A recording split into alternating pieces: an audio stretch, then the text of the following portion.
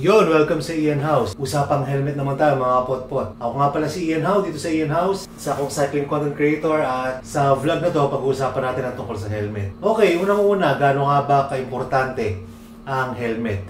Aside sa obvious na importante yan para sa atin para kung sakaling mag-crash tayo or masemplang hindi mabagok yung ulo natin or kung magka-injury man tayo, hindi ganun ka grabe. Marami na tayo nakita ang aksidente, pinost online na mga tumama ang ulo sa semento. Pero luckily for them, dahil maganda yung helmet nila, minor lang yung naging injury nila. So yan yung number one obvious na reason kung bakit importante ang helmet. Pangalawa naman, kung mahilig kayo magsasali sa mga event, syempre hindi ka makakasali sa event kung wala kang helmet. Lalo yung mga well-organized events. Hindi ka dyan papayagan kung wala kang helmet. Or kung di man dyan, yung mga community rides or yung mga yaya rides or yung mga grupo-grupo ride lang na magkayayaan, karamihan dyan, no helmet, no ride. So, yan yung mga importance ng helmet. And speaking of helmet, syempre, kung di nyo pa alam, ako po at kasama ng Team Apple, kami yung mga brand ambassadors ng Spyder Philippines. Dahil dyan, since helmet ang usapan natin, papakita ko lang yung mga bagong helmets ng Spyder Philippines. So, nagpadala sila ng 3 model sa akin. Ito yung mga bagong models ng Spyder helmets. So, ang mga highlights niya, kumbaga, ito, ang mga features niya, nakasulat sa gilid ng box. Pag bumili kayo ng Spyder helmet, makikita niyo yan dito sa gilid ng box. Yung mga features niya. Actually, itong 3 model na to, pare-pareho siya. So, ano ba yung mga features niya? Okay. Itong model na to ay Spyder Spintech. Pang MTB siya. Okay, so ano nga ba yung mga special features niya? Unang-una, meron siyang mag-lock or magnetic helmet buckle. Ito yung naglalak dito sa baba mo. Kasi di ba yung mga lumang models ng helmet, strap-on or yung may clip, inilak mo siya. Pero ito, yung mga models ng Spyder, magnetic siya. Sinalagay mo lang sa ulo mo, tapos mag-strap na siyang ganyan. Tapos madali din siya tanggalin. Isang kalabit mo lang dito, tanggal na siya.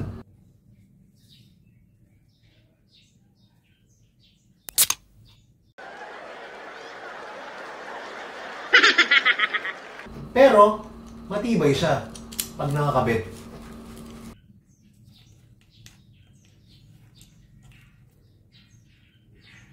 So, yan yung mag-lock niya.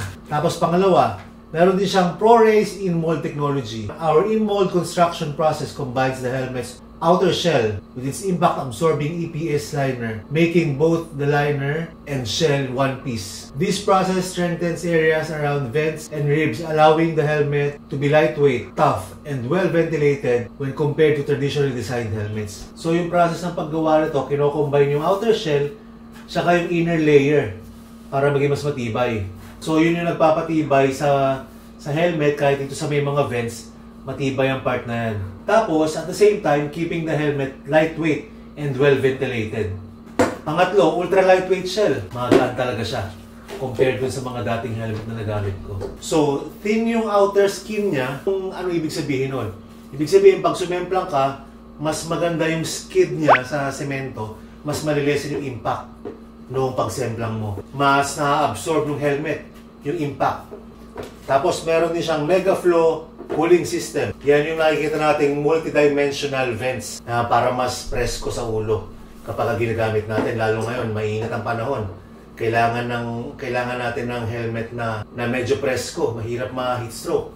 Isa rin sa mga features niya, ito pinaka-paborito sa lahat. Sweat stop washable liners. Ito yan, nasa loob. Ito napaka-importante sa akin kasi nung hindi pa ako gumagamit ng Spyder helmet, meron ako nagamit na yung lining niya rito, hindi masyado nakaka-absorb ng pawis. So, ang nangyayari, napupuno, tapos papatak lahat sa mukha mo, tapos tatago sa shades mo, dadaan sa mata mo, mahapdi sa mata, nai-impair yung eyesight mo, naapektuhan yung pagbabike mo. Pero ito, with the Spyder helmet, ma-absorb niya maigi yung pawis. Tapos ang isa pa maganda dyan, replaceable to. So pwede mong palitan. Pag halimbawang overtime, bumaho na siya, gusto mo maging fresh ulit, palitan mo lang siya ng bago. Tapos, ang last feature na ito, isang astig din sa Spider. Meron siyang quick fit retention system. Ito, usually, ang mga cyclists, ang common term na ginagamit natin ito, BOA. Pero yung BOA ay another technology. Pero same concept, quick fit. Ito yan.